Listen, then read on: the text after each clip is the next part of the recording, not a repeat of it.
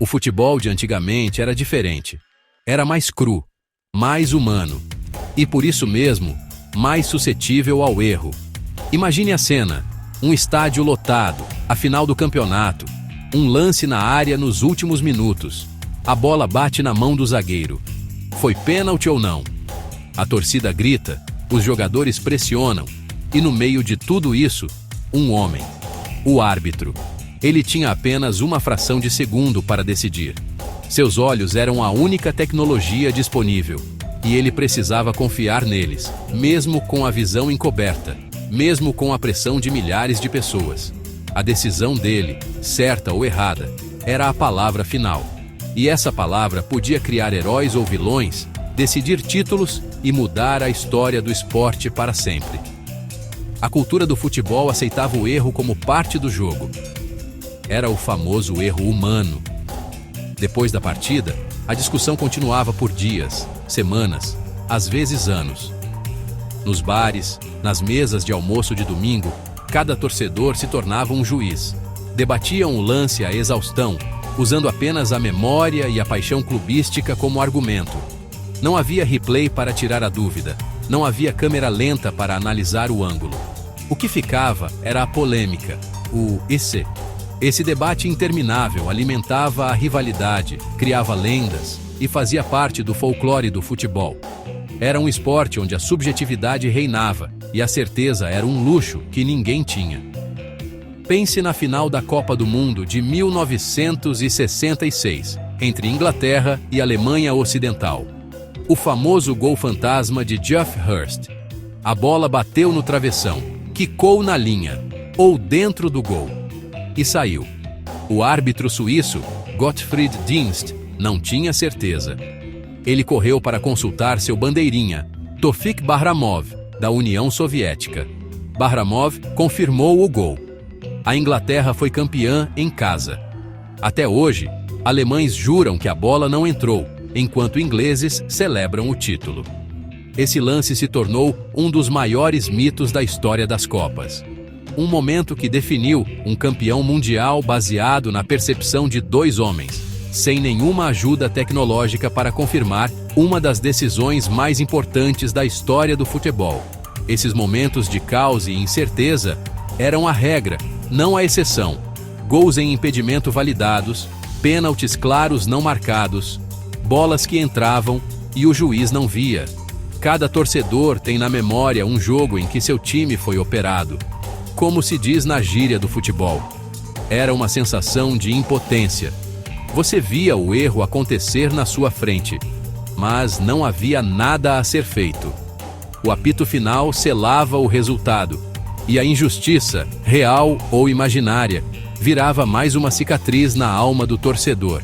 O futebol era emocionante, sim, mas também era um campo minado de polêmicas que podiam explodir a qualquer momento, deixando um rastro de frustração que durava gerações. A mudança começou de forma sutil, quase imperceptível. A primeira grande inovação a chegar foi a tecnologia da linha do gol. Cansada de polêmicas como a de 1966, a FIFA finalmente cedeu. O sistema era simples e diretos sensores instalados nas traves e na bola, e um relógio no pulso do árbitro. Se a bola cruzasse completamente a linha, o relógio vibrava e mostrava a palavra gol. Acabou a dúvida. Acabou o eu acho. A decisão passou a ser binária, sim ou não. Foi um passo gigantesco. Pela primeira vez, uma máquina tinha o poder de validar o momento mais importante do jogo, tirando um peso enorme das costas da arbitragem e garantindo que o gol, a essência do futebol, fosse marcado com 100% de certeza. Mas a verdadeira revolução tinha um nome de 3 letras, VAR, o Video Assistant Referee. O árbitro de vídeo chegou para mudar tudo. A ideia era corrigir erros claros e óbvios, pênaltis, cartões vermelhos, identidade trocada e, claro, lances de gol. De repente, aquele lance duvidoso na área não dependia mais apenas do olhar do juiz de campo. Em uma sala a quilômetros de distância, outros árbitros, cercados por monitores com dezenas de ângulos diferentes, revisavam a jogada em câmera lenta. A famosa central do apito saiu dos estúdios de TV e foi para dentro do jogo. A pressão sobre o árbitro mudou. Ele ainda tinha a decisão final, mas agora tinha uma rede de segurança. A implementação não foi fácil. No começo, houve muita crítica. O jogo parava demais, o ritmo era quebrado, a emoção do gol era suspensa por minutos de checagem. Torcedores reclamavam que o VAR estava matando o futebol. Mas, aos poucos, o sistema foi se ajustando. Os protocolos ficaram mais claros e rápidos. E o mais importante, a justiça começou a prevalecer com mais frequência. Aquele gol de mão que passaria despercebido agora era anulado. O pênalti que ninguém viu em campo era marcado após a revisão. O VAR não acabou com a discussão de bar, mas mudou o foco dela. Agora, o debate é sobre a interpretação da regra, e não mais sobre se o árbitro viu ou não viu o lance. O impacto na arbitragem foi profundo. O árbitro de hoje precisa ser um gestor. Ele não só apita o jogo, mas também gerencia a comunicação com a cabine do VAR, explica as decisões para os jogadores e lida com a pressão de ter cada movimento seu analisado por múltiplas câmeras. A autoridade dele não diminuiu, mas se transformou. Ele ganhou uma ferramenta poderosa para acertar mais. O erro humano ainda existe, pois a interpretação final continua sendo de uma pessoa. Mas os erros factual, aqueles que eram indesculpáveis, foram drasticamente reduzidos. O futebol ficou mais justo, mais preciso. A era da mãe Diná do apito estava, oficialmente, chegando ao fim. Enquanto o VAR mudava o que acontecia dentro das 4 linhas durante o jogo, outra revolução tecnológica ocorria nos bastidores: a análise de dados. Hoje, em 2025, os clubes de ponta operam como verdadeiras empresas de tecnologia. Os jogadores treinam vestindo coletes com sensores de GPS. Esses dispositivos monitoram tudo: a distância percorrida, a velocidade máxima, o número de sprints, as zonas do campo mais ocupadas, a frequência cardíaca. Tudo é medido, catalogado e transformado em gráficos e relatórios. A comissão técnica não depende mais apenas da observação. Eles têm dados concretos para saber se um jogador está cansado, se está em risco de lesão ou se precisa de um treino específico para melhorar seu desempenho. Essa ciência de dados vai muito além do preparo físico. Ela invadiu a tática. Os analistas de desempenho passam horas dissecando o adversário. Eles usam softwares avançados para identificar padrões, por onde o time adversário mais ataca, qual jogador erra mais passes sob pressão, como a defesa se comporta em bolas paradas. Nada escapa. O treinador recebe um dossiê completo, quase um manual de instruções de como vencer o próximo jogo. As preleções, que antes eram baseadas em vídeos e na intuição, agora são recheadas de estatísticas e probabilidades. O futebol deixou de ser apenas um jogo de 11 contra 11 para se tornar um complexo xadrez estratégico, onde a informação é a peça mais valiosa do tabuleiro. A tecnologia também transformou a busca por talentos. O olheiro tradicional, que viajava o país em busca de uma joia rara em um campo de terra, ganhou um arsenal de ferramentas digitais. Hoje, os clubes usam plataformas de scouting que compilam dados de jogadores de ligas do mundo inteiro. Um diretor de futebol pode, com alguns cliques, filtrar atletas por idade, posição, percentual de passes certos, desarmes por jogo e até mesmo pelo mapa de calor em campo. É possível descobrir um jovem talento na 2ª divisão da Noruega sem nunca sair do escritório. A tecnologia democratizou a informação e tornou a prospecção de jogadores um processo muito mais científico e globalizado.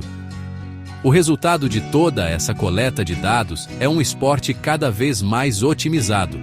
Os jogadores são atletas mais completos, preparados para suportar a altíssima intensidade do calendário moderno.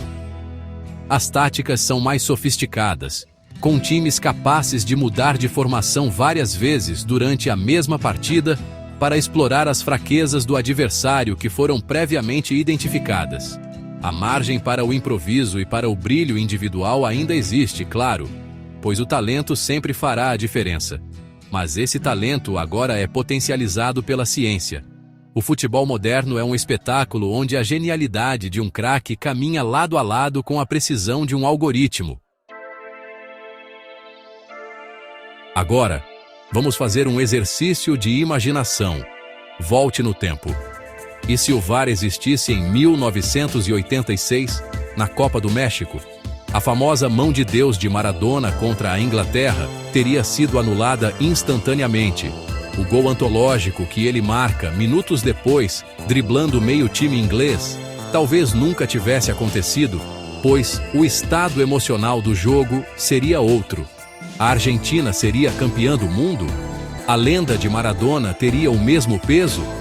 A tecnologia teria nos roubado um dos momentos mais icônicos e polêmicos da história do futebol, trocando a mitologia pela justiça fria e factual. Seria um futebol mais justo, mas talvez com uma história menos rica para contar. Pense em outras injustiças históricas. O gol da Espanha anulado contra a Coreia do Sul em 2002.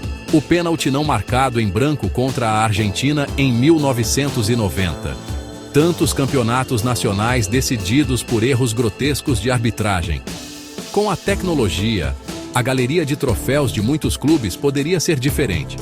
Heróis poderiam ser vilões e vice-versa.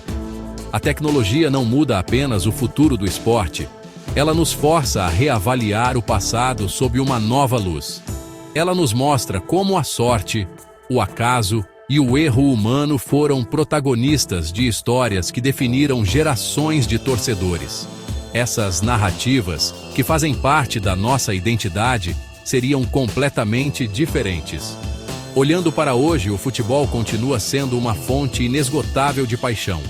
A emoção de um gol no último minuto, a alegria de uma vitória no clássico, a tristeza de uma derrota doída, tudo isso permanece intacto. O que mudou foi o cenário ao redor. A tecnologia não tirou a alma do futebol.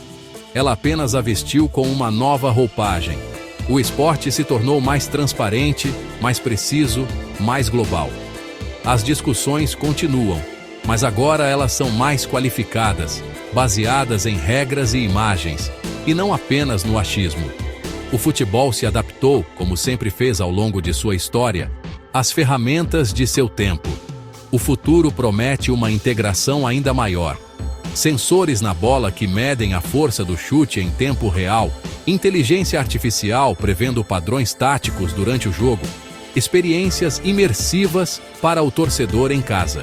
O futebol evoluiu de um passatempo caótico para um espetáculo global bilionário, uma ciência do entretenimento.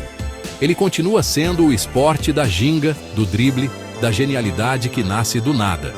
Mas agora, essa genialidade é estudada, medida e aprimorada em laboratório.